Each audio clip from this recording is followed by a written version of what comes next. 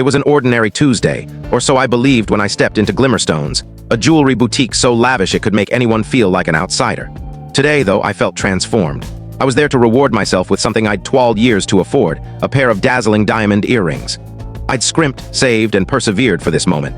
But just as I was about to finalize the purchase, the entrance bells jingled, and my sister stormed in, her expression a storm of fury. Before I could process it, her hand struck my cheek, the sound reverberating through the store. What unfolded next altered everything. Let me share the full tale. I'm Emily, and last Tuesday I stood in Glimmerstones, a jewelry haven so grand it seemed to have its own aura. I was there, heart full, gazing at a pair of diamond earrings I'd saved for over months. After years of scraping by, I finally had something to celebrate. But as I prepared to buy them, the doors chimed, and my sister, Ava, entered, her face clouded with rage. Before I could react, her hand met my cheek with a sharp slap. The noise echoed through the silent store, sharp and jarring. What happened next? It changed everything. Growing up with Ava was like navigating a relentless tempest. 3 years my senior, she was always deemed prettier and undeniably the family's focal point. While I juggled after-school jobs from age 17 to make ends meet, Ava flitted between hobbies and social circles, confident our parents would foot the bill, which they always did. Our home wasn't extravagant, but it met our needs. My dad taught history at a local high school, and my mom ran a small boutique. They scraped together enough to grant Ava's every whim: ballet classes, cheerleading retreats, and seasonal wardrobes. Me, I hoarded my babysitting earnings for art supplies and design programs. "Emily, be practical," Mom would say when I dared mention the obvious favoritism. "Ava needs more support. You've always been so self-sufficient." Self-sufficiency wasn't a choice for me, it was survival.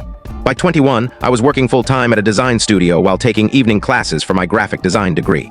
Ava, meanwhile, lingered at home until she was 24, when our parents gifted her an apartment as a graduation present after her third attempt at community college. Last month, though, my life shifted. It was my 5th year at Crestwood Designs, where I'd clawed my way from junior designer to handling major clients. My boss, Sarah, had just given me a substantial raise for securing a huge campaign. For the first time, I had financial freedom, real freedom.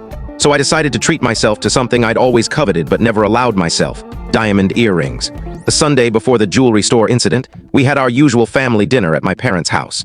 I was eager to share my promotion news, but Ava hijacked the conversation. "Everyone big news," she declared, flashing a sparkling engagement ring.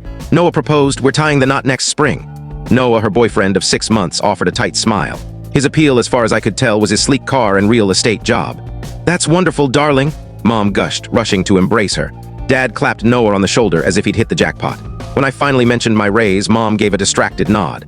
"That's nice, dear. Ava, tell us about the proposal." That night, something inside me solidified. The earrings weren't just a luxury, they were a declaration, a bold reminder. I can't tell you the full story in short. To watch the full story, click the related link below.